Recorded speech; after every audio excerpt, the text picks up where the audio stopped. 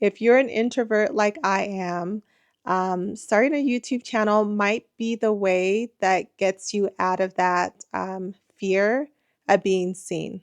I don't know. It worked for me. It worked for me. It might work for you. I've been posting every single day on YouTube for over 30 days now. And today I want to share the 10 lessons I've learned from posting every single day on YouTube. So if you're thinking about starting your YouTube journey, or if you're just getting started, hopefully what I share will help you. So the first lesson I've learned is just showing up daily is going to help build muscle much quicker than doing it weekly. And this is just my opinion, okay? Because I'm not new to YouTube. I've had my channel for over a year now, and I started with the weekly posting.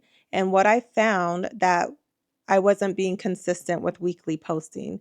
There were weeks where I wouldn't post anything at all, or it would take me sometimes a whole week to edit a video that probably could have been done in like an hour or less. I found myself procrastinating to put up videos because I had a whole week to get it up. So I actually have a lot of videos sitting in my CapCut that I just haven't completed because it just took me so long to edit them, and I just didn't finish them. The daily practice of recording and posting has made me even more consistent because I know that I have a certain time that I have to record and a certain time that the video needs to be edited by in order for it to be posted by a certain time. So it's just helped me build that consistency even quicker than trying to do it weekly. Um, Another lesson I learned is um, confidence comes from consistency. It really does. And I say that as an introvert. I am choosing to be on camera. This is not something I have to do. And this is not something I would have chosen for myself if you would have asked me like 6 months ago. I've always wanted to do YouTube, and I wanted to do YouTube for over a year now. But the thought of being in front of the camera is what really paralyzed me, I want to say. Um, yeah, that part paralyzed me. So I became more confident doing it by showing up every single day and just building that muscle and not being afraid of, what people are going to think, who's going to watch, because I don't know. I don't know who's watching, and I only know what people are thinking when they leave a comment. So, being that I don't really have that much engagement yet, I still have a small channel. Being that I'm not getting a lot of engagement anyways, I don't see it as a negative thing. It actually frees me to post freely because I don't know yet what's going to resonate more with people until I start getting more engagement and data. But yeah, so I don't look at it as a negative. It's like, okay, I have a small channel and I'm still building, and I don't have a clear path as to what I speak about daily. So the topics change. I have an idea as to what I want my channel to be, but it's not like 100% solid in my head. Not until I start seeing more data to know what my audience is looking for. I know I rambled a little bit on that one. The third lesson I learned is scripting is a lot harder than just having like a title and maybe some bullet points as to what you want to talk about in the video. For me, when I've scripted some videos, and those videos took me so long to record because I was really focused on like getting literally almost every word right in the script. Even though the script, I made it myself. It's like when you're creating a script, it's harder to reread what you wrote off the top of your head. For some reason, for me it is. It's harder for me to reread something that I wrote off the top of my head. So for me, it's just better to just have like the title so I know what I'm going to be talking about in the video, and then having a few bullet points, just jot down some ideas. And a lot of times I don't jot down my ideas. I just have the title and I just know the topic off the top of my head and I just speak. But the bullet points help me stay on track so I'm not rambling as much. But another thing I've learned is I'm just a rambler. I really do just talk. I talk and then I sort of just go off in different directions. The bullet points help me like just stay focused on the topic at hand. Another lesson, I think we're on number 4. We're going to call it number 4, is editing is where most of my time is spent, is what I found out. The videos I record, if I'm rambling, I'm saying will take me about 45 minutes to record.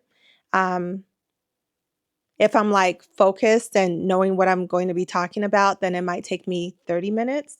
But imagine recording a video that's 45 minutes long and getting about 9 minutes worth out of it because everything else was either repeated or rambling or just didn't make sense for the topic I was talking about. Editing is where most of my time is spent. So, what I like to do is try to keep it as simple as possible, being that I am editing every single day. And some videos, might take me like 10 minutes to edit, but that's not including like the thumbnail. And I've gotten quicker with the thumbnails. But yeah. So with the editing, I just keep it as simple as possible. I don't do a lot of B-roll unless the video that I'm recording requires some B-roll. Like for instance, my 45 locked in videos, those I do have some B-roll that I add into those videos. But most of my other videos, there's no B-roll that I need to add. Um, if I do, it's very little. I do a little bit of text if needed, not a lot of sound effects. The sound effects are when I put that subscribe button on my video. Yeah, and then there's no music. The only time I use music in my videos is if I'm doing like a tutorial video. So besides that, like, I guess that's the extent of my editing. I try to keep it as simple as possible. And if I can get my editing down even simpler, I'm going to do that eventually. But right now, what I'm doing is working for me to be able to post every single day. So let's see, number 5. Yeah, thumbnails. So thumbnails are important, but you can always change them. So I know people say like, thumbnails are the things that are the thumbnail is really important and that's what's going to take you the most time. So next to editing, the thumbnail does take me the most time. But the thing is, it's like I'm not going to let it stop me from moving forward. So a lot of times I'll just throw a thumbnail on there and I might go and change it in an hour or two or maybe in a week or so. Like I might change it. I don't always change it, but I might. I might find a different font that I want to use instead or a different picture that I want to use and I'll just change it. Now, I don't know if changing the thumbnail hurts the performance of the video or not. Um, but I know like just for me, just having a thumbnail that I like just makes me feel better about the video. So, thumbnail is important, but in my opinion, you can always change it if you don't like it. So, number 6, your analytics aren't really as important in the beginning, especially when you don't really know what direction your channel is going to go. So you might be talking about several different topics, and some topics might do better than others, but I feel like YouTube is still trying to learn who your audience is. So your analytics are going to be all over the place, and it's really not something you should pay too close of attention to. Um, all the small channels, that I watch, it's like consistent with the information as far as like don't pay too much attention when it comes to the analytics because it's just not that accurate yet. What I will say is when you're looking at your channel, it's very humbling when you're seeing like videos getting like 10, 15, 20 views. Look, we all start somewhere, right? There hasn't been one channel that I've come across where they've talked about where they've started and they said that they were getting thousands of views automatically. Like everyone like everyone consistently has said on their small channels or even their larger channels as they become larger, that when they started, they were getting 10, 15, 20, 30 views. So it's just part of the it is part I guess it's part of the cost of admission for starting a YouTube channel. You're going to have low views. Don't let it deter you. Um, you're practicing in public. So just think of it as that. You're practicing in public. Whoever sees it, sees it. And if no one sees the video, then no one sees it. But at least you put the video out there. Be proud of yourself for putting the video out there. Number 7 is views don't matter. Watch time does. Okay. So the views don't matter. The watch time does.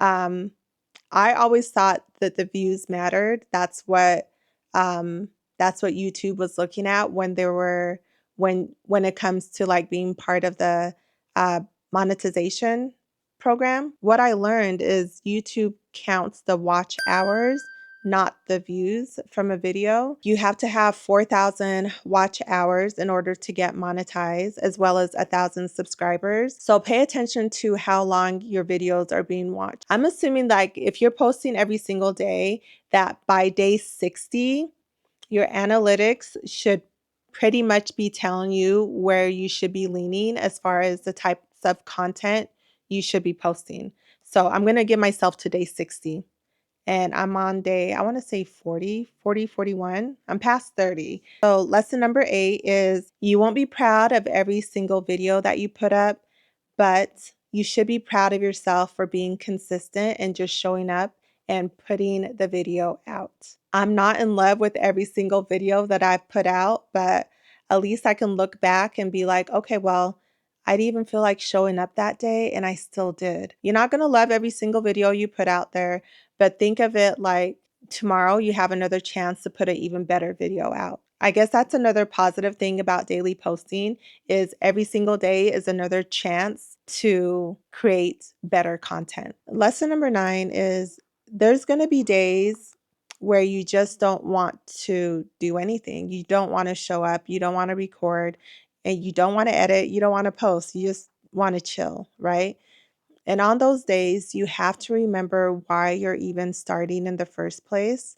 And for me, the reason why I started my journey and the reason I'm doing it now are different.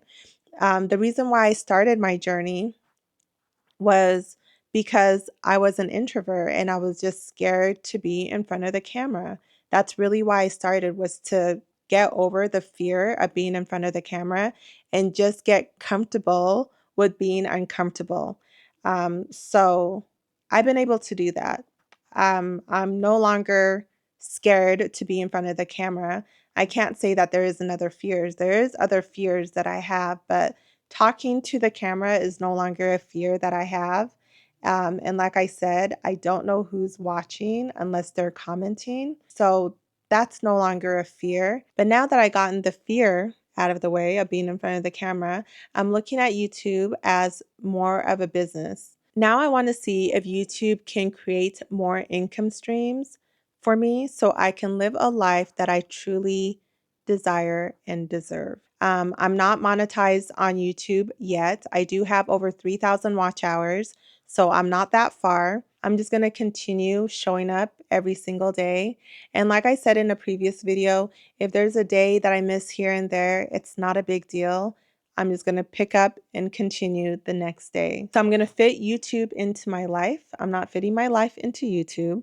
I'm going to fit YouTube into my life, and I plan on continuing it every single day. But if I miss a day or two, it's not the end of the world. And the last lesson, number 10, is showing up consistently with one thing will allow you to show up consistently with other things in your life. After I started my YouTube journey, I want to say maybe 2 weeks in, maybe less than 2 weeks in, I started my 45 locked in journey where I walk 10,000 steps every single day.